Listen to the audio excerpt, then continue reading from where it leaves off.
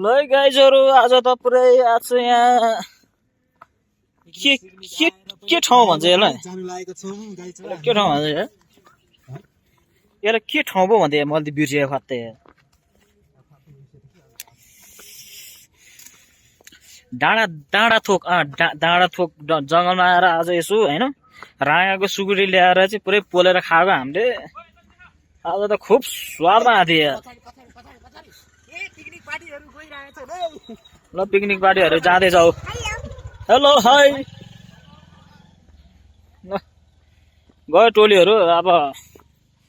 हामी चाहिँ left right हुँदैछु हैन बिस्तारै बिस्तारै अहिले केटा लिन आउँछ यहाँ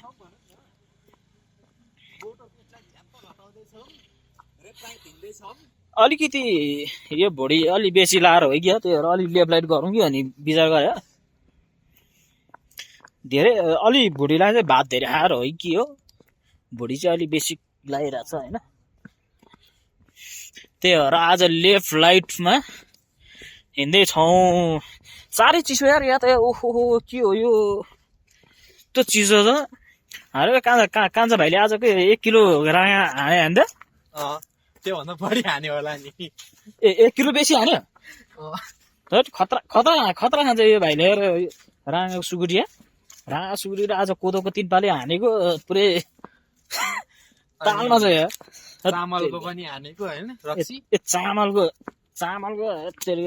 यस्तो चिसोमा चामलको त ठिकै हो गर्मी महिनामा चाहिँ अलिक गाह्रो पर्छ है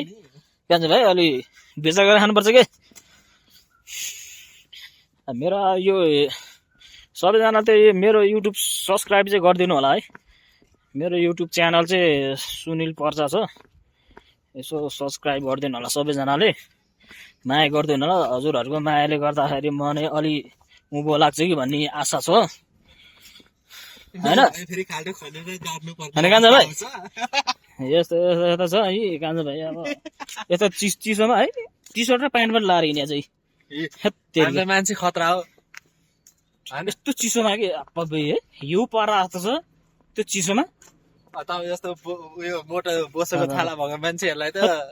जाडो हुन्छ तर हामीलाई त ठिकै छ हामीलाई त हुँदैन यस्तोमा है यस्तो गरेर हिँड्छ है कान्छा भाइ गाह्रो छ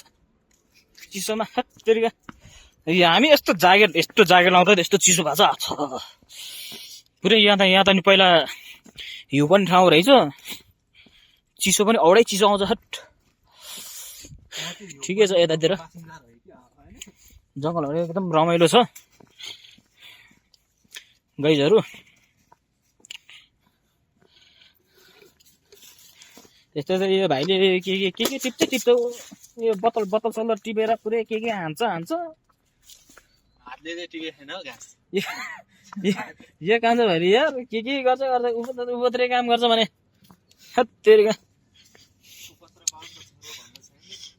उपत्रे बाहुनको उप्रेती बाहुनको छोरै होला छोरो हो कि पुत्रो हो कि त निखिल उप्रेतीको त सम्झिने निखिल उप्रेतीको त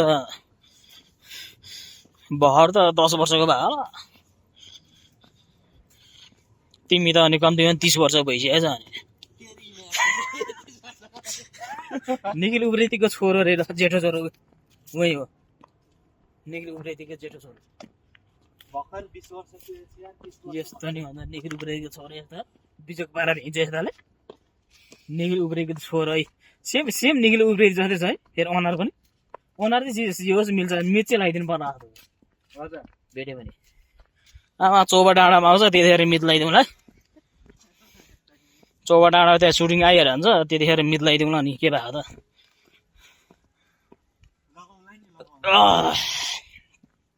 आज पिकनिक खाएको यार ढ्याउ आएको आइछ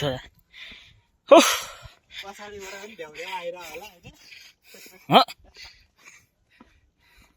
यस्तो छ गाइजहरु है यस्तो चिसोमा नि है हिँड्दा यार गर्मी भयो अहिले त यहाँ हट लास्टै गर्मी छ यो बाटोमा यो सिसाहरू फाल्ने काम चाहिँ नराम्रो हो कि यस्तो छ यहाँ मान्छेको पाराहरू यस्तो छ यो मन्दिरहरू हो कि मन्दिर त मर्दै के मन्दिर हो बनाउला हो बनाउने चाहिँ ल गियर त राखेको चाहिँ यस्तो यस्तो राखेको चाहिँ चिँडा खाना जस्तो यो के हो यो मान्छे जलाउने ठाउँ चाहिँ जस्तो लाग्यो मन्दिर मन्दिर हो कि के बागमती प्रदेश सरकार उधारो पक्ष वन्यजन्तुको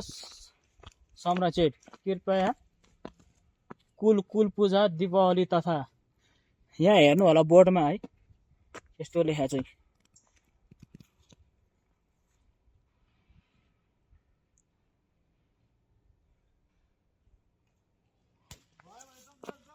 कुल पूजा दीपावली थलो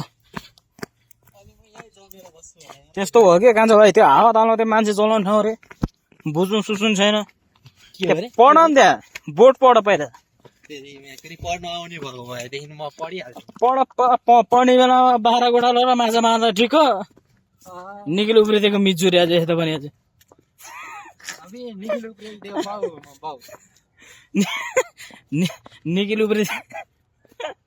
निकिल उब्रिदि अलि यहाँबाट अलि सुल्टी हानेर पुरै उल्टी हानिदिन्छ पढेर को चाहिँ ठुलो मान्छे बनेछ पढेर कोही ठुलो मान्छे भएको छ के हो अरे फेरि भन त पढेर धेरै ठुलो मान्छे भएको छ तर म चाहिँ भएको छैन है फेरि भएन होला यस्तो त तिमी नाटक नगर नि फेरि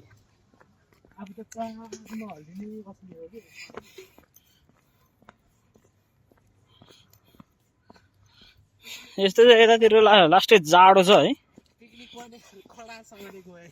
हिँड्न चाहिँ खुब मजा आउँदो रहेछ है यतातिर हिँड्न चाहिँ खुब मजा आउँछ यस्तो जाडोमा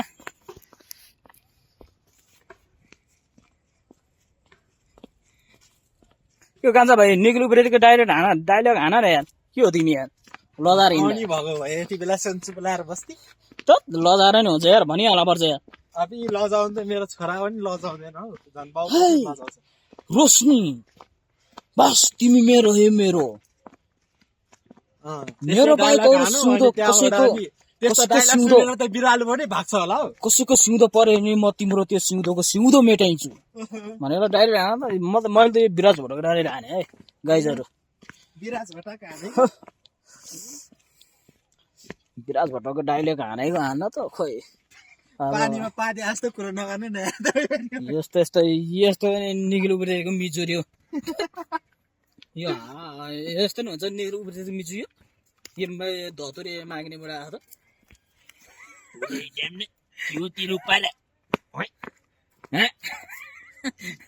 भरत फेरि भतिजो के छ तेरो खबर तेरो काका आइरहेछ हजुर अब त योभन्दा बढी आउँदैन हौ टाइम आउँछ होला आउँछ भन न राम्रो डाइलग छोड न यार तिमी पनि यार तेरो काका हो काका बजाइदिन्छ है तेरो काकाले फेरि बाजा यस्तो डाइरेक्ट कान्छे माग्ने आज डाइरेक्ट गरेर नि हुन्छ त गाइजहरू तपाईँहरू सबैजना कमेन्ट गर्नु है यस्तो डाइरेक्ट हानेर कोही माग्ने बुढा धतुरे आवाज भएको छ त्यो हत्तेरिका